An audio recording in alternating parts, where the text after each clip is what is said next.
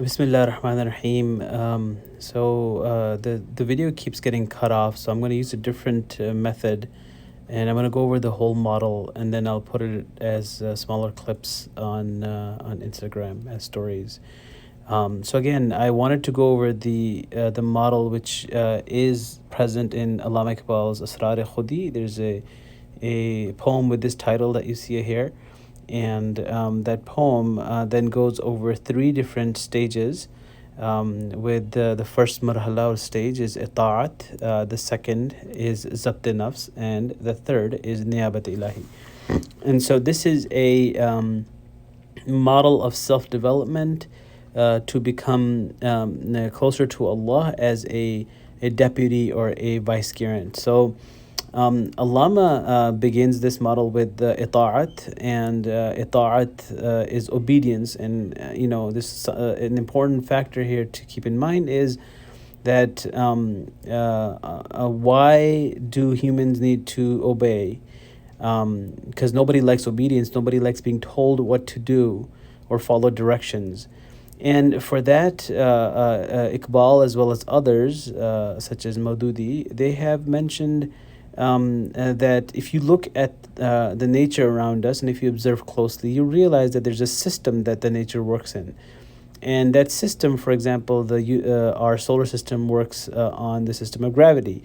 Now, because the system exists and because the planets and the star, the moon, and everything that's orbiting is obeying this system, that it works for them, and it keeps them, keeps the survival. So part of the obedience is that we realize that the system is in place for a reason, and when you obey a system, even though you're giving up your freedom at times, that you are actually doing good for yourself. So if I go on top of a building and I say I want to jump but I'm going to fly, now I know that I cannot fly, so therefore by jumping I would kill myself. And that's why by obeying the system that if I jumped I will fall and die, and by withholding that thought and that idea, I'm actually protecting myself. So that's where obedience and ita'at comes in.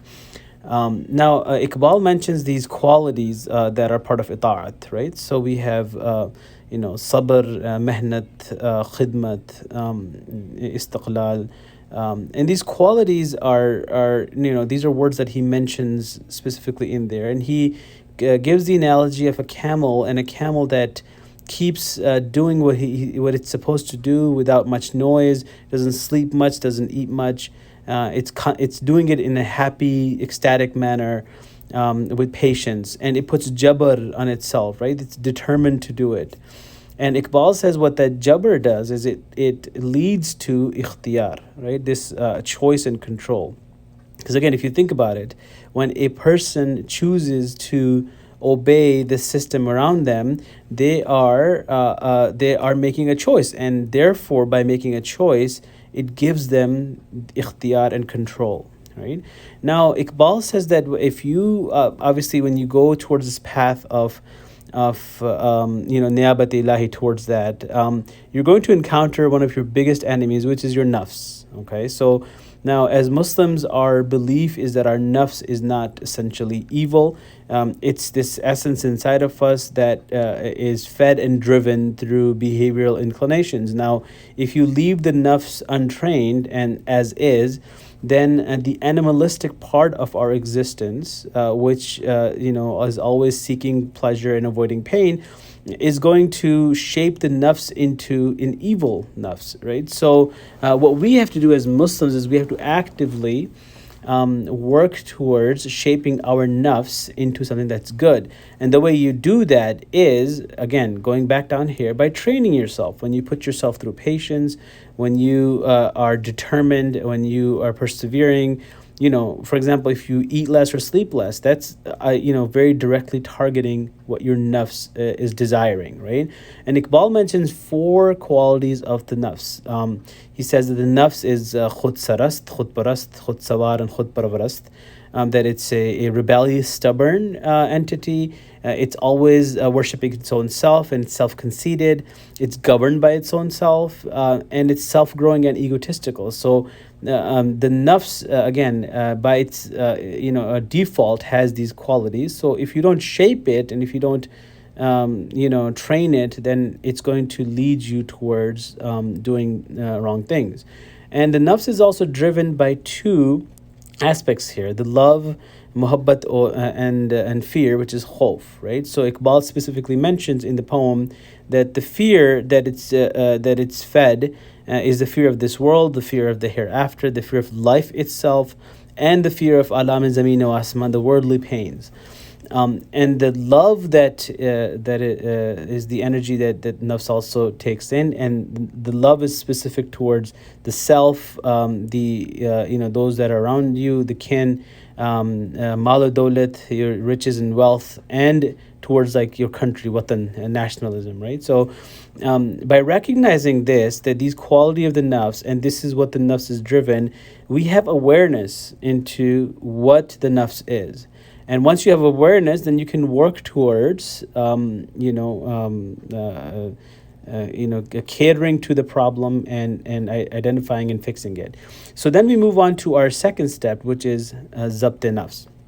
Now, in zabt nafs, Iqbal gives us this notion that, look, as Muslims, we are obligated to take these 5 articles of faith, 5 pillars of Islam, and follow them, right? So you have the kalima tayyiba or kalima tawheed, you have namaz, roza, hajj, zakat, right? Prayer, fasting, pilgrimage, and charity. And so he's saying that these elements here are used to train to in this battle. These are your tools in this battle to fight the nafs, right? So Allama mentions, for example, like prayer takes you away from fahsha, munkar, and baghi, and this is from the Quran. Hajj teaches you, or takes you away from attachment of home, and teaches you like hijrat, like how to move from one place to another for the sake of Allah. It also teaches you to stay away from being nationalistic, right? Because when you go to Hajj, you see people of all nations.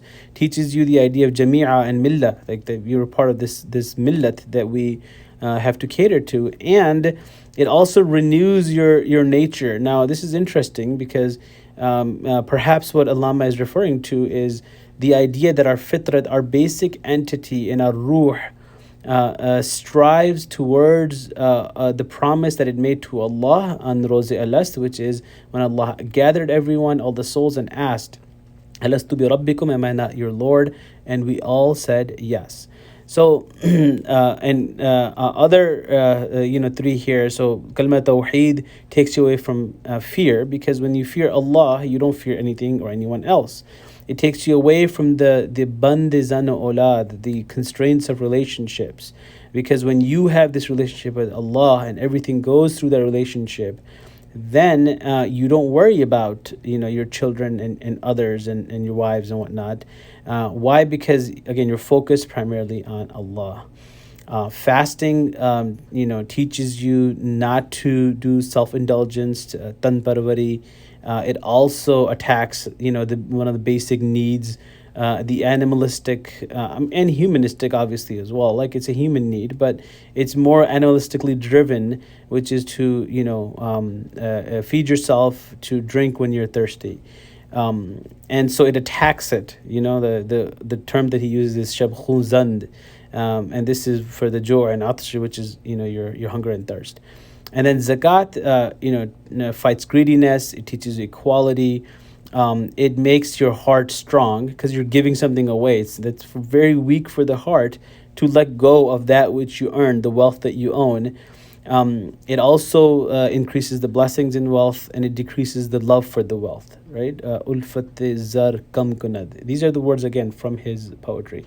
So we utilize these 5 pillars of Islam in our struggle with the nafs, because that is what we have to do before we become the naib of Allah, right? Like, you have to, where Allah subhanahu wa ta'ala mentions in the Quran, right? أَرَأَيْتَ مَنِ اتَّخَذَ إِلَهَهُ هَوَاهُ. Like, people, those who have made their desires, their nafsani desires, their ilah, their God, right? So if we're moving towards our creator, Allah subhanahu wa ta'ala, then we have to fight the the idol that we have created inside of us that we worship, which comes through these desires from the nafs. And then Iqbal mentions that once the person reaches the last stage, which is the niyabat ilahi, there are some qualities that this person has, right? After you fight your nafs, and these qualities kind of become more apparent, to the person and others around them. So I basically took them and made them into three different categories here. So we have our universal qualities, that Inaib of Allah is Jaha'ara, adorns the world. It's a universal thinker. He has universal awareness, Agahe Ramuz Juz Ukul, like the secrets of everything that's in the universe. He's able to explain the universe. He's able to interpret the universe. There's universe freedom through his own Jalal. He's the creator and the reviver, like the shaper of Fitrat Ma'mur, and then Alam Wujud. He brings different worlds into existence. He takes the fitrat, which is the basic primordial nature that humans have, and he strengthens it. Pukhtasaz fitrat har kham, from all weaknesses. He's the life of this world. He's the controller, the authority over all elements. He's the one that establishes the world. He's the everlasting king.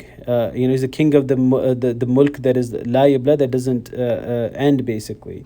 And he's the goal of the human development, right? The Nur Insan, as eternal goal, becomes this individual. He's always God conscious, whether he's sleeping or he's awake. Bedari u khwab. And he's universally attuned. He has a universally attuned nature. All right. Then there's some prophetic qualities, and these are qualities that we have found in our prophets, alayhim salam, and some of them are very specific. That's why I put them in this category. So he's the like mudda'i allama al-asma. Allama al-asma is basically the knowledge of names which Allah taught Adam alayhi salam. So he's the seeker of knowledge. He knows the secrets behind, Subhanalladhi Asra, which is the alluding to the Isra and Mi'raj, that Allah took a human being, the Prophet ﷺ, from earth and took him alayhi salam to the heavens. He evicts the idols that are there, just like Ibrahim alayhi salam did that. He sacrifices beloved ones. Again, Ibrahim alayhi salam, who put the knife on the halqi pisar, on the throat of his son. He's the protector of Sharia, right? We're referring to Musa alayhi salam with his asa, his stick, and his white hand. Thus the Safed. He grants hope and fear. He's Bashirun Nadir, which are the two qualities mentioned for the Prophet ﷺ. He overcomes barriers, right? His hebat dries the Nile. He frees the oppressed beings. All right. Again, Musa alayhi salam, who took the people, the Bani Israel, from Misr. He destroys ancient traditions, and he brings life to the quote unquote dead hearts here, right? His brings life to the hearts of the dead, or the dead hearts of people. He's the Shah Savar, right? He's a governor, and he's also universally responsible. And then there are some intra and interpersonal qualities, those that refer to the individual and those around them, right? So he instills youthful passion in those around him. He's multifarious, so he's Sipahi, Sipahgar, and Amir. He's able to do all these duties without much problem. He has this song which basically revives the hearts. He's the mentor and a guide. He gives a dust particle, the light of the awareness of the sun. He revives actions, tajdeed andaz amal. He's the manifestations which are sought by wanderers, right? His jalwa. And he's a renewal of life and visions. He gives a tafsir and ta'bir, a new tafsir and ta'bir to things. He's a knower of secrets and harmonies of life. Razo Saze Hayat. And he is the destination of life. Manzile Karwan-e Zindagi. He is in complete control. He is able to do miraculous struggle. He has a splendor in his establishment, and he's the suppressor of revolts, right? And he teaches brotherhood, love, and peace. Khuwat saz, muhabbat baz, paygam sulh. So these are the qualities of, again, someone who is at the level of niyabat ilahi. This model also mimics this hadith Qudsi, which is a saying of Allah, which is what the Prophet ﷺ told us, where Allah says that a wali of Allah becomes closer to him through the fara'id, through the obligatory acts, and then through the nawafil, until to a point where his hand becomes the hand of Allah, and his sight, and whatever he wishes, Allah grants him, and whatever he seeks refuge, Allah grants that as well. So this is a very spiritual and very good model. And obviously most of us are kind of stuck in the stage one. Some of us might have gone towards and fighting our nafs, but that's a very heavy battle, and that's a struggle that we all are going through. So this is kind of like the overview of the model. Obviously I'm trying to make it simple, and it's a very complicated model, and a very beautiful model that Iqbal presented to us. We make dua that Allah gives us that ability to follow the good teachings of Allama, and we make dua for Allama Iqbal as well for his forgiveness. Jazakallah khair. Assalamu alaikum wa rahmatullahi wa barakatuh.